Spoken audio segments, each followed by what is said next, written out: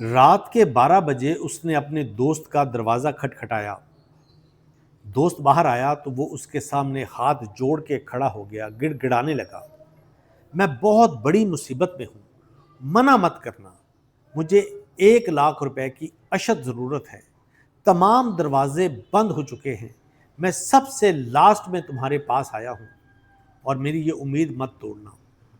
वो दोस्त अंदर गया और उसको 1 लाख रुपया ला के दे दिया। वो दोस्त 1 लाख रुपया लेके चला गया।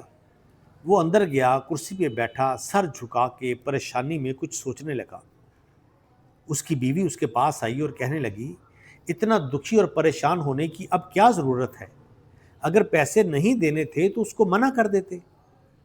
वो दोस्त कहने लगा कि मैं पैसे देने की वजह से परेशान नहीं हूँ, बल्कि मैं परेशान इस वजह से हूँ कि वो कह रहा था कि मैं बहुत परेशान हूँ, बहुत दुखी हूँ, और सबसे लास्ट में वो मेरे पास आया है, जबकि वो मेरा दोस्त था, उसको सबसे पहले मेरे पास आना चाहिए था।